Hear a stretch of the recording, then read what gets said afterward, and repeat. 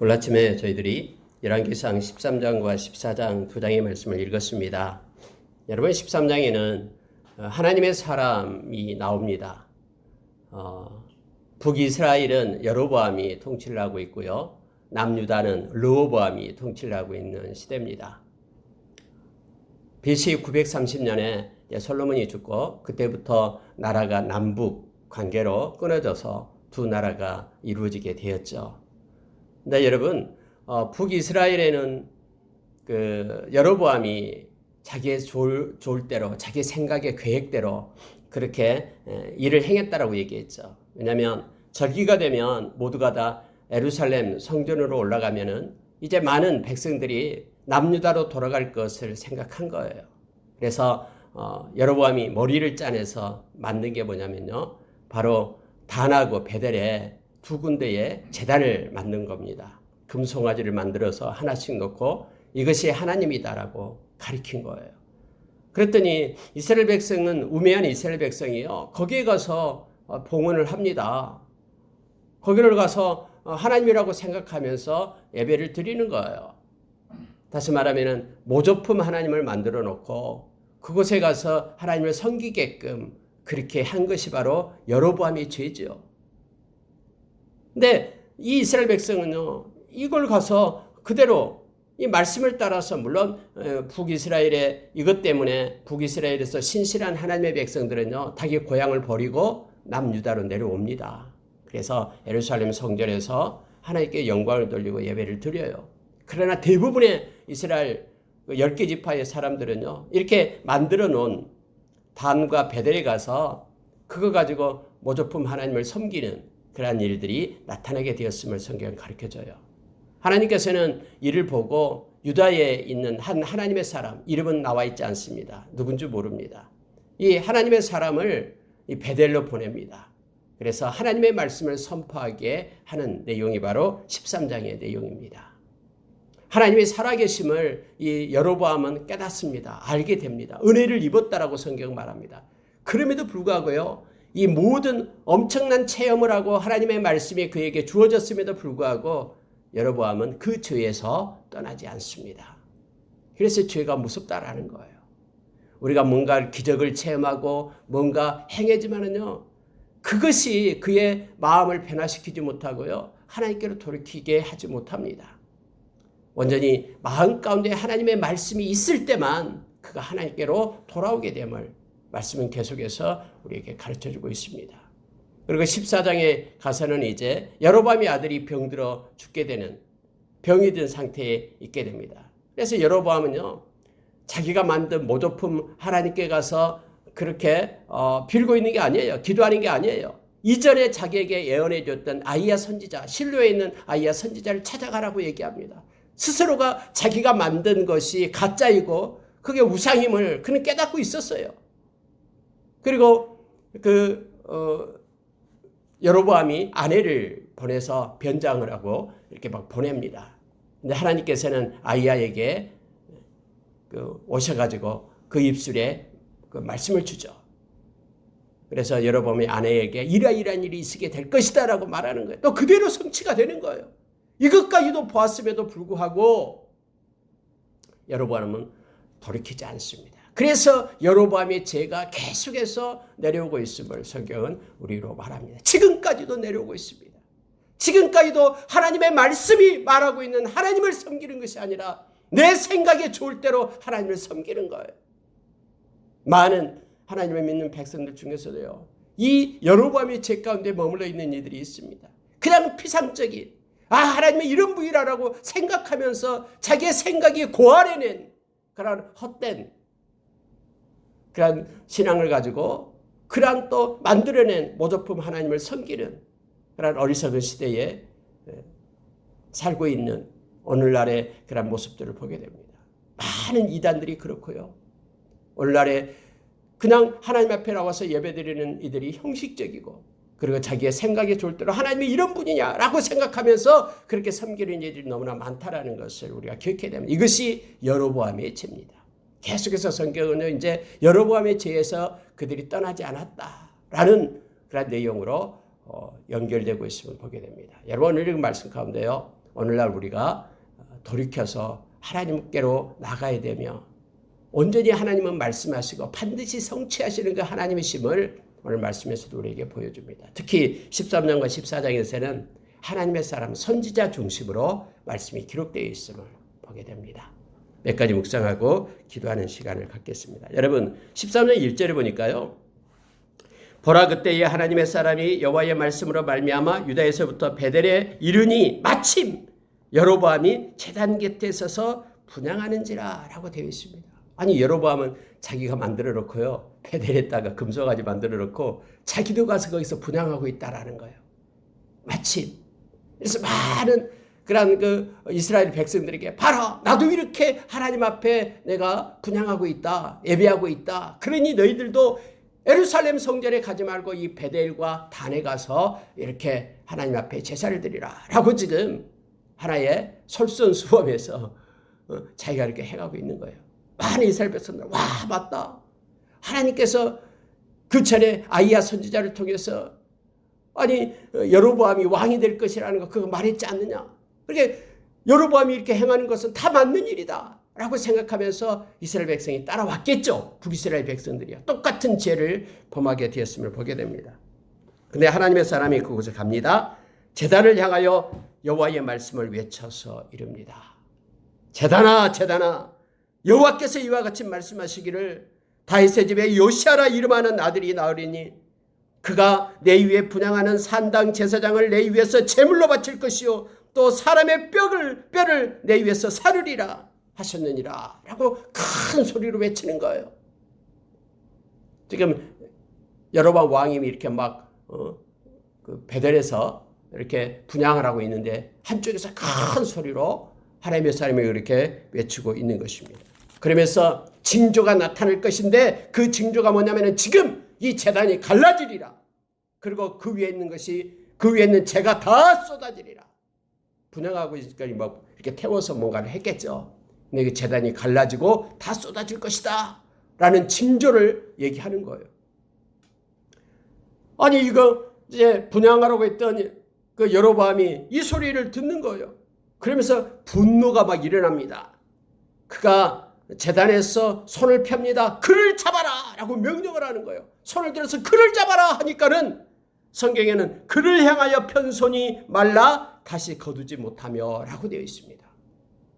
아 저놈을 잡아라 라고 얘기하니까 여로보암 손이 그 즉시 말라버려요. 손에 힘이 안 가고요. 힘줄이 말을 듣지 않습니다. 손이 말라서요. 움직이지 못하는 거예요. 마치 자기 손이 아닌 것처럼 거두지 못했다. 손을 폈는데 움직이지 않은 거예요. 말라서요. 이러한 사건이 있게 됩니다. 그러니까 이 왕이 이렇게 저를 잡아라 저놈을 잡아라 라고 얘기하는 순간 손이 말라버려요. 사람들이 깜짝 놀랐겠죠. 그런데 이 하나님의 사람이 그때 얘기했던 징조가 나타나게 되는 거예요. 갑자기 제단이 쫙 갈라지는 거예요. 제단 위에 사르고 있던 그런 불이 재가 아래로 다 쏟아져 버렸어요. 말씀대로 되잖아요. 그렇게 막 엄청난 기적이 막 일어나고 있잖아요. 그때 여로보암이요. 이제 손이 말라버리니까는 걱정이 되죠. 그래서 6절에서 이렇게 말합니다. 왕이 하나님의 사람에게 말하여 이르되 청하건대 너는 나를 위하여 내 하나님 여호와께 은혜를 구하여 내 손이 다시 성하게 기도하라. 라고 얘기합니다. 내 손이 지금 말라버려가지고 움직이지 못하니까 네 하나님한테 기도해가지고 은혜 좀 구해주라. 내 손 좀 성하게 해달라. 라고 요청을 하는 거예요. 그랬더니 이 하나님의 사람이요. 하나님께 은혜를 구합니다. 기도를 하는 거예요. 하나님의 사람이 여호와의 은혜를 구하니 왕의 손이 다시 성하여 전과 같이 되니라. 기도하니까요. 이 손이 그대로 펴지는 거예요. 전과 같이 똑같이 성하게 되었습니다. 여러분 이쯤 체험을 하면은요. 야 내가 잘못했구나. 내가 하나님께로 돌아와야지 하면서 대부분 돌아오잖아요. 근데 여로보암은요. 돌아오지 않습니다. 여로보암이 하나님의 사람한테 말합니다. 야 우리 집에 가자.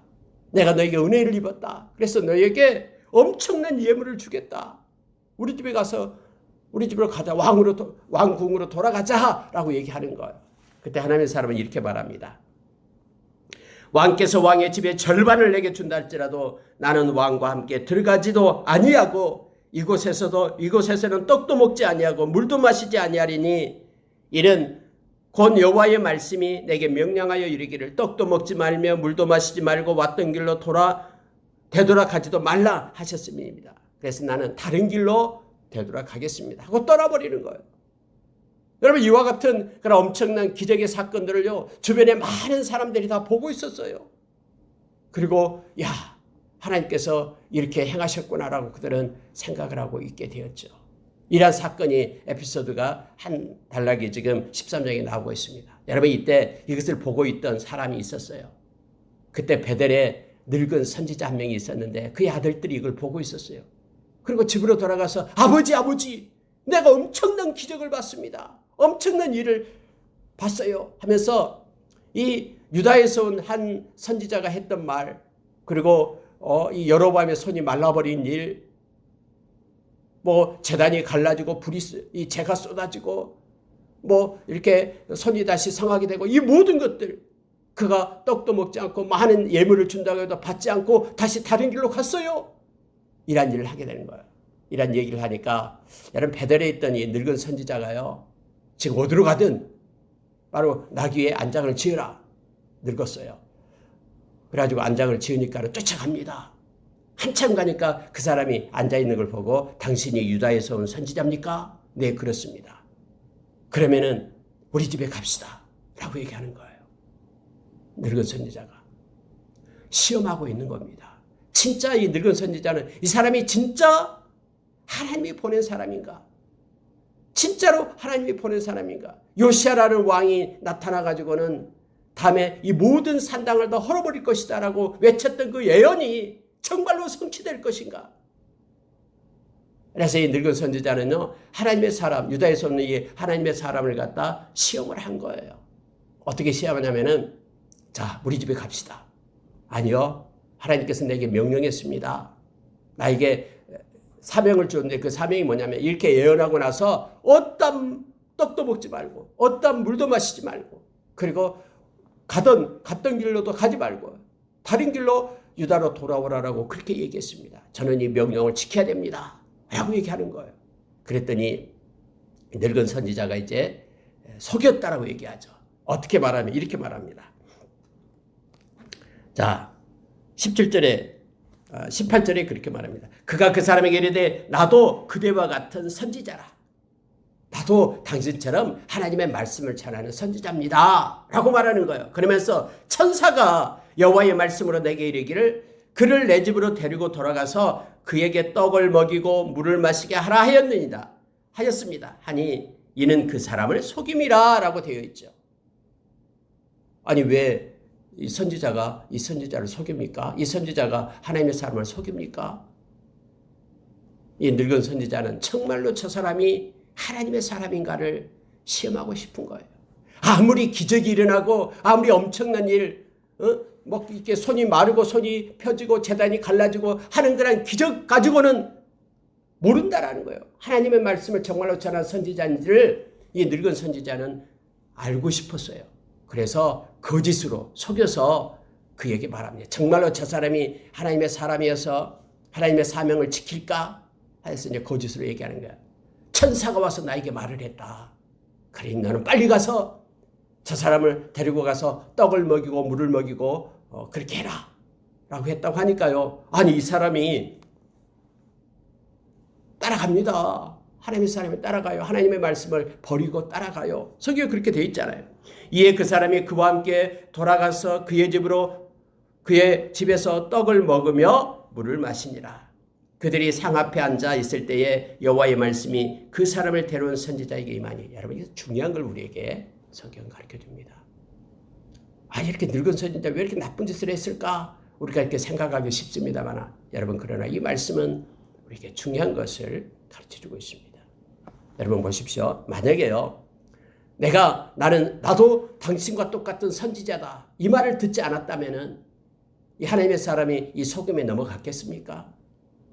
나도 당신처럼 하나님의 말씀을 들어서 전하는 사람이야 하면서 이 하나님의 사람을 이렇게 속이고 꼬이는 것이죠.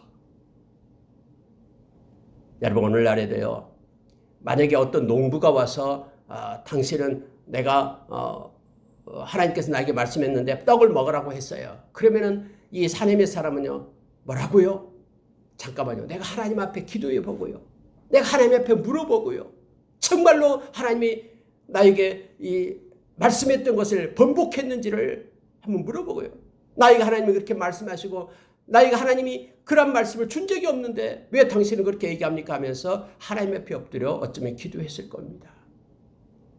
근데 내가 당신처럼 나도 선지자라 하니까는 하나님 앞에 묻기를 멈춘 거예요. 그리고 하나님이 그에게 주신 말씀을 그가 버리고 그 늙은 선지자를 따라간 거예요. 물론 배도 고팠겠죠. 목도 말랐겠죠. 그러면서 와서 그 떡을 먹고 물을 마시는데 그때 하나님께서 하나님의 영이 이 늙은 선지자에게 임한 거예요. 그러면서 이렇게 말씀을 합니다.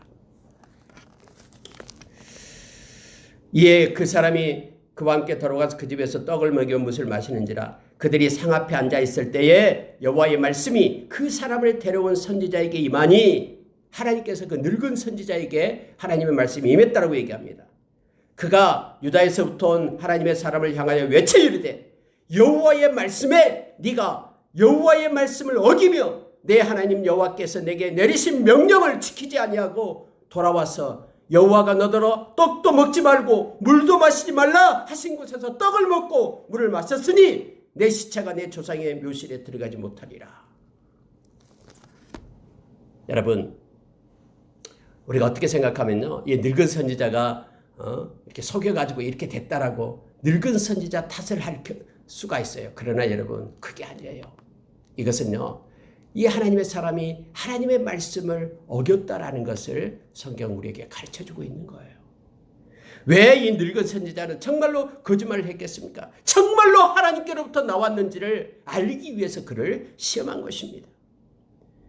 이 사람은 늙은 선지자에게 속아 하나님의 말씀을 온전히 순종하지 못함으로써 자신의 메시지를 입증하는 데 실패했습니다.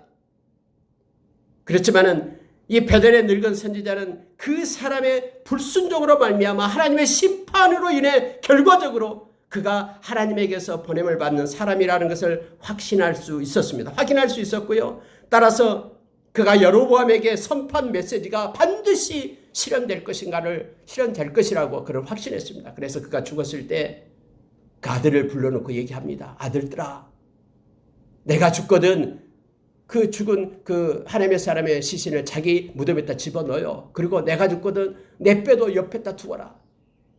그 하나님의 사람이 외쳤던 그 메시지는 반드시 성취될 것이다 라고 말하고 있음을 보게 됩니다. 울면서 그 일을 다음에 하게 됐음을 성경은 가르쳐주고 있죠. 여러분, 왜 하나님은 늙은 선지자의 거짓말에 속아서 그 사람을 이렇게 죽입니까? 우리가 이거에 대해서 막 생각을 많이 하잖아요. 얼핏 보면 그 사람은 단순히 하나님의 말씀을 받았다고 주장하는 늙은 선지자의 말을 믿는 죄밖에 없는 것처럼 보여져요. 아이고, 늙은 선지자 말을 듣고 따라왔는데 하나님이 떡을 먹으라 했기 때문에 떡을 먹고 물을 마시라 했기 때문에 물을 마셨는데 그가 속아 넘어간 죄밖에 없는 것처럼 우리가 생각되기 쉽습니다. 그래서 너무나 가혹한 일처럼 우리가 이것을 볼 수가 있습니다. 그러나 여러분, 이 사건은 우리에게 중요한 교훈을 주고 있다는 사실을 우리가 깨달아야 됩니다.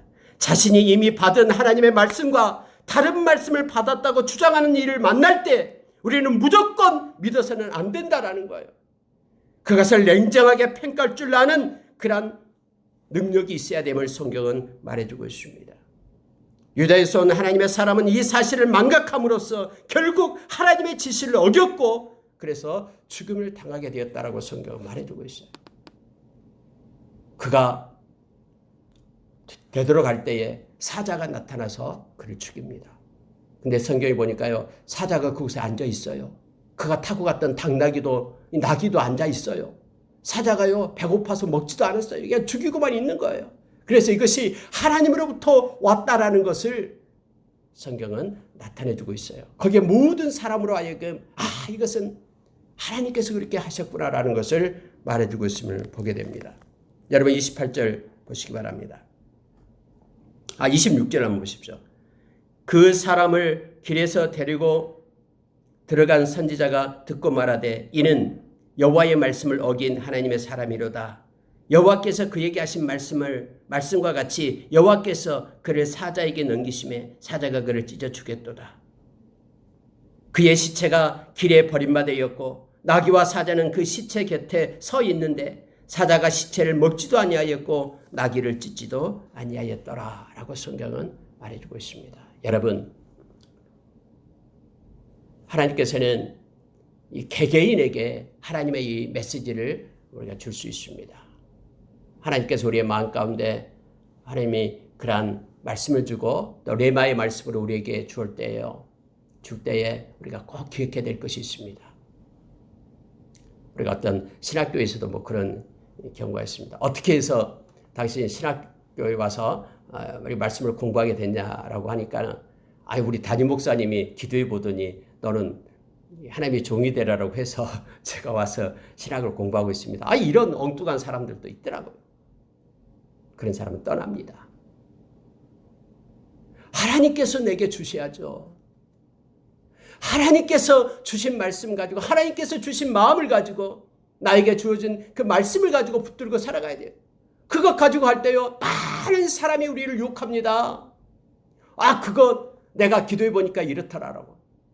내가 기도해 보니까는 이렇게 하라더라고 하면서요 온갖 그런 악한 것들이 이렇게 속임으로 우리에게 다가옵니다. 그럴 때 여러분 우리가 조심해야 돼요.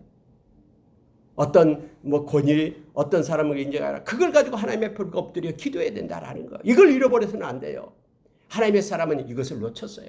나도 당신처럼 선지자야. 그런데 하나님께서 나에게 말씀을 주었어. 너에게 떡을 주고 천사가 와서 그렇게 나에게 얘기했는데 물을 마시라고 그렇게 했거든. 영접하라고 했거든. 빨리 가자. 내가 영접할 테니까.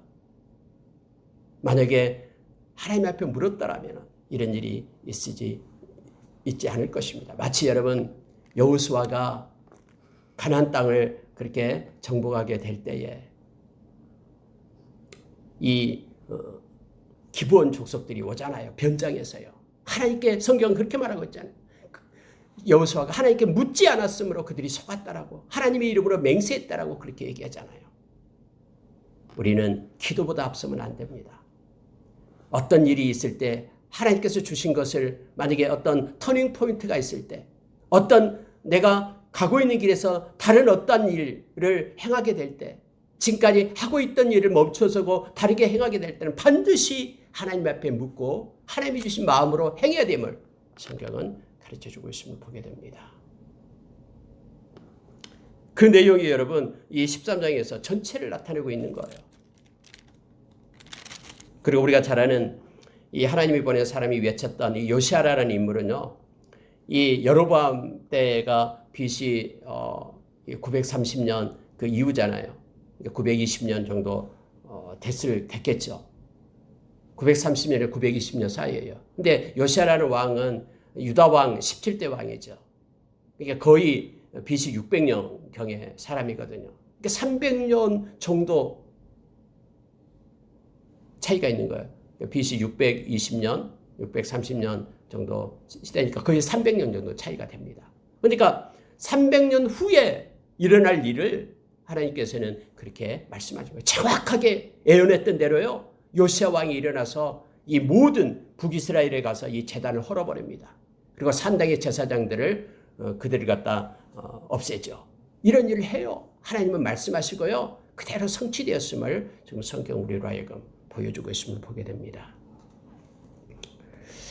여러분 33절로 내려갈게요. 여로보암이 이 일 후에도 성경이 이렇게 말하고 있어요. 이러한 일을 다 겪은 후에도 그의 손이 말랐고 제단이 쪼개졌고 막 이런 일 그리고 다 들었겠죠. 베델에 있는 늙은 선지자가 했던 사자가 그를 죽였던 일 모든 일을 다 들었어요. 이 일이 있는 후에도 그의 악한 길에서 떠나 돌이키지 아니하고 다시 일반 백성을 산당의 제사장으로 삼되 누구든지 자원하면 그 사람을 산당의 제사장으로 삼았으므로 이 일이 여로보암 집의 죄가 되어 그 집이 땅 위에서 끊어져 멸망하게 되니라 라고 성경은 기록되고 있습니다.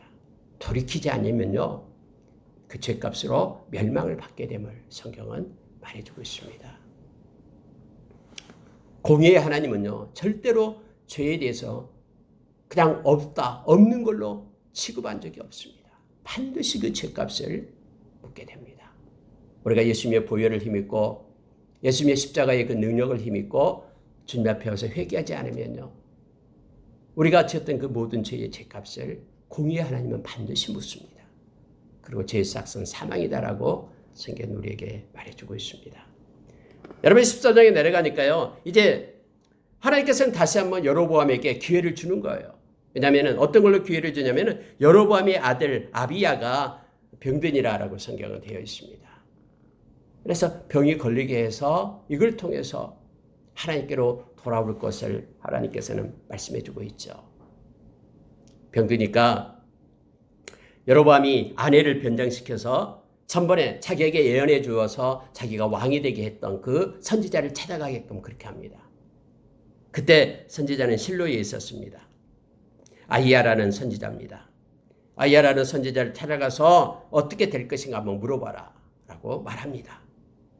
근데 하나님께서는요, 이미 아히야에게 오셔가지고는 하나님께서 가르쳐 주는 거예요. 아히야야, 오전의 말씀이죠.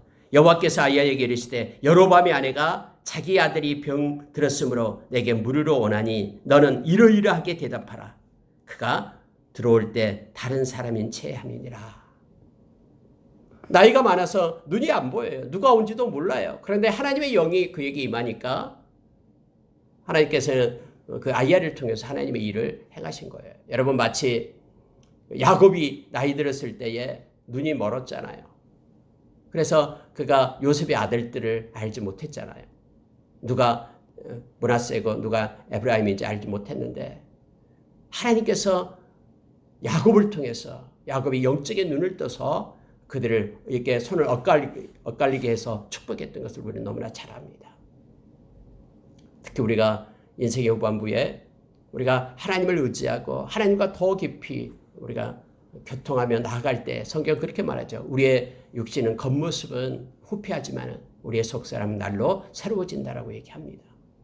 아히야는 비록 눈이 멀었지만 하나님과 교통하는 가운데 있었음을 알게 하고요. 세미하게 하나님께서 가르쳐 줍니다. 그래서 이 여로보암의 아내가 들어오는 때에 그 얘기를 하는 거예요. 들어오자마자 말하는 거예요. 여로보암의 아내여 들어오라. 하나님께서 너에게 흉한 일을 명령하고 있다 하면서 흉한 일을 전한다라고 말하고 있습니다. 그러면서 여러분 전하기 전에 이 얘기를 하는 거예요. 나라를 다윗의 집에서 찢어내어 너에게 주었거늘 나는 내 종 다윗이 내 명령을 지켜 전심으로 나를 따르며 나보기에 정직한 일을만 행하였음과 같지 아니하고 너는 이전 사람들보다 더 악을 행하고 그리고 너를 위하여 신을 만들고 우상을 부어 만들고 나를 노엽게 하고 나를 내 등 뒤에 버렸도다. 내가 너를 세워 왕이 되게 했는데 나를 너 등 뒤에다 던져버렸다. 그리고 너 좋을 대로 우상을 만들고 그렇게 가증한 일을 행했다. 라고 지금 얘기하는 거예요. 여러분 이 말을 주는 게 뭡니까? 그 아내가 가서 여로보암에게 자세하게 얘기했을 거 아니에요. 하나님의 사람 아히야 선지자가 그렇게 당신에게 얘기했습니다. 그러니 전심으로 하나님께로 돌아오고 그 우상 버리십시오 라고 말했을 거 아니에요. 근데 여로보암은 이 말을 듣지 않습니다. 이 여로보암의 아내가 다시 돌아오니까 문지방이 이르러서 그 아들이 죽었다라고 성경에 말하죠. 근데 하나님께서는요, 이렇게 지금 13절에서 말씀하고 있는 거예요. 오직 이 아이만 묘실에 들어가리니 이는 여로보암의 집 가운데에서 그가 이스라엘의 하나님 여호와를 향하여 선한 뜻을 품었음이니라. 여러분, 이 중요한 것을 하나를 발견하게 됩니다. 하나님은 다 알고 계시거든요. 그의 마음에 선한 뜻을 품고 있는지 그의 동기와 그의 과정이 어떤지를 알고 계세요. 비록 그 아이가 병으로 죽지만은 그 아이만큼은 하나님께서 그의 마음 가운데 선한 뜻을 품었기 때문에 그는 묘실에 들어가게 될 거다. 그리고 나머지 모든 사람들은 다 처참하게 죽게 될 것이다. 라는 것을 지금 성경은 말해주고 있습니다. 하나님은 우리가 어제 낮예배 말씀을 나눴듯이요. 에르미야서 17장에서요. 하나님은요. 우리의 심장을 살핍니다. 그리고 우리의 폐부를 시험한다라고 얘기합니다. 그리고 하나님은 우리의 행위와 행실에 대해서 보응한다라고 얘기하죠. 우리의 행위와 행실에 대해서 보응하기 위하여 우리의 심장을 살핀다. 이 심장이라는 것은 우리의 마음이다 그랬죠. 우리의 마음을 살핀다라고 말하고 있습니다.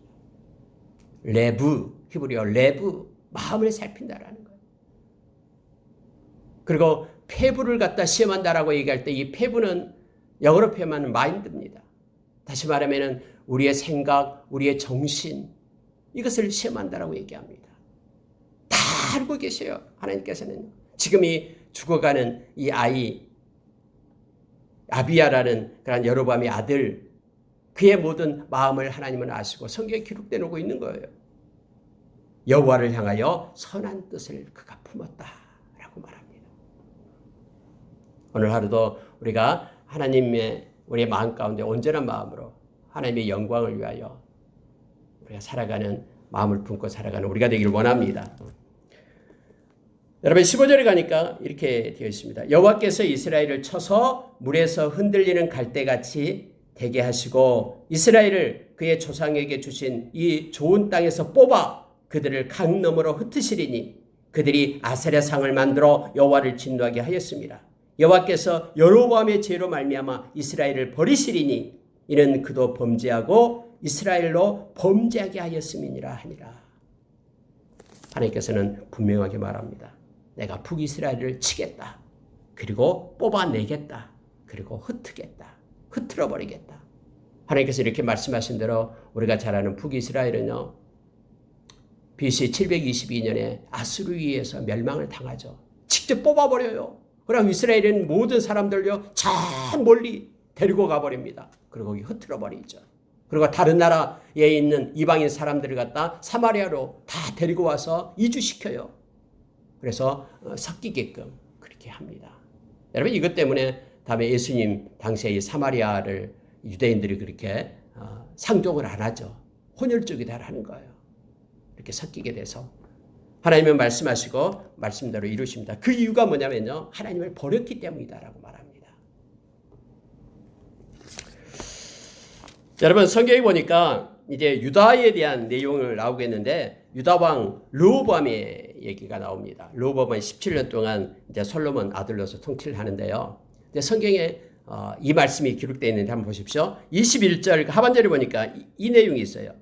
자, 예루살렘에서 17년 동안 다스리니라 그의 어머니의 이름은 나아마요 암몬 사람이더라 이렇게 되어 있습니다. 갑자기 이 이름이 나와요. 이 르호보암 남유다를 통치했던 르호보암 어머니의 이름이 나아마요 암몬 사람이더라. 이게요 한 장에 또 나와요.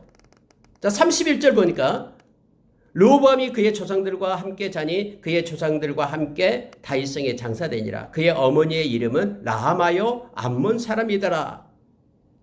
그의 아들 아비암이 대신에 왕이 되니라. 이렇게 성경 기록되어 있습니다. 아니 한 장 안에 갑자기 어머니의 이름이 라하마라는 이름이 나오고 암몬 사람이다라는 것이 나오죠. 여러분 보십시오. 솔로몬에게 그 후궁이 700명 있잖아요. 그리고 첩이 300명이었죠.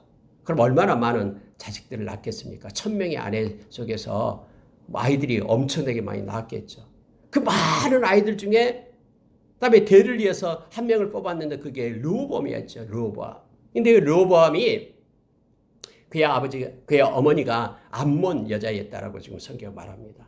솔로몬이 여러 정책을 썼잖아요. 그래서 바로의 딸도 이제 정실 부인으로 데리고 오고요. 또 암몬에서 모압에서 곳곳에서 데리고 와서 이제는 아내로 삼은 거예요. 그리고 결국 그의 인생의 후반부에 그 여인들의 그러한 우상 때문에 솔로몬이 죄를 짓게 되고 하나님을 버리게 되잖아요. 근데 실제적으로 지금 그의 아들 르호보암이 누구의 아들이었냐 그러면은 암몬 여인의 그런 아들을 통해서 이루어졌다라고 지금 강조해서 성경은 2번씩이나 써서 나타내주고 있음을 보게 됩니다. 여러분, 르호보암이 하나님의 말씀을 잘 섬겼으면 얼마나 좋겠습니까? 그래서 다윗의 그러한 대를 이어서 하나님을 잘 섬기는 사람이었다면 얼마나 좋겠습니까? 그러나 그의 어머니가 암몬이었고요.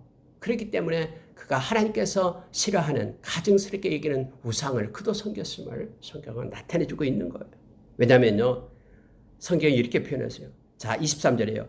이는 그들도 산 위에서와 모든 푸른 나무 아래에 산당과 우상과 아세라상을 세웠음이라 라고 말하고 있는 거예요.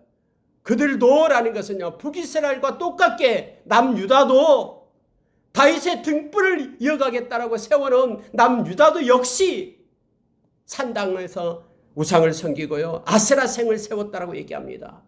그의 어머니란 암몬의 여인을 통해서 이와 같은 것들이 이어지고 있는 거예요.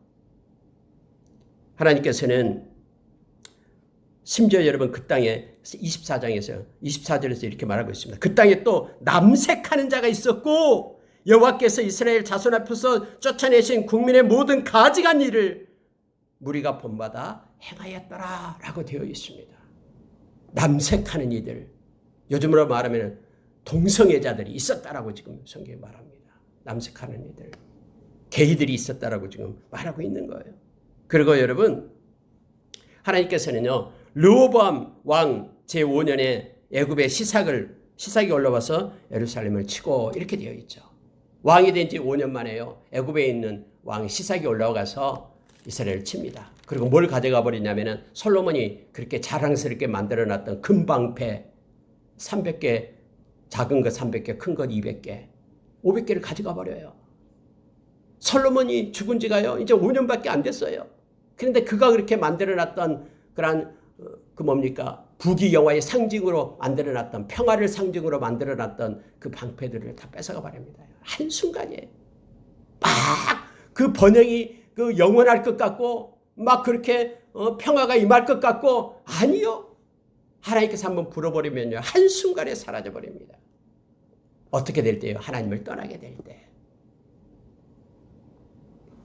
말씀을 마치겠습니다. 오늘 여러분 13장 14장에서 하나님께서는 하나님의 선지자를 통해서 행하시는 그러한 일들을 우리가 보게 됩니다.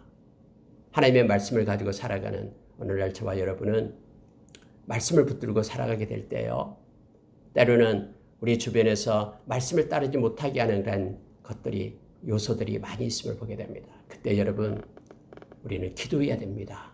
그리고 엎드려 하나님께 묻고 행해야 됩니다. 기도보다 앞서서는 안 됩니다. 그리고 하나님께서 싫어하고 가증스럽게 여기는 것들, 우리는 따라서는 안 됩니다.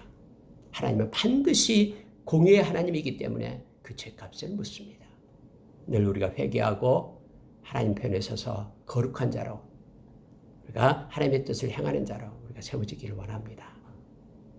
우리 나라를 놓고 우리가 힘써 기도하기를 원합니다. 하나님, 이 나라를 긍휼히 여겨주시고 우리의 죄를 용서해 주십시오. 그래서 우리가 이사야서 57장 15절의 말씀처럼 우리가 통회하는 자가 되어 우리의 마음이 소생되고, 우리가 겸손한 자가 되어 우리의 영이 소생되어 하나님의 뜻과 마음을 가지고 하나님을 기쁘시게 하는 삶 살아가는 저와 여러분 되기를 원합니다. 함께 기도하겠습니다.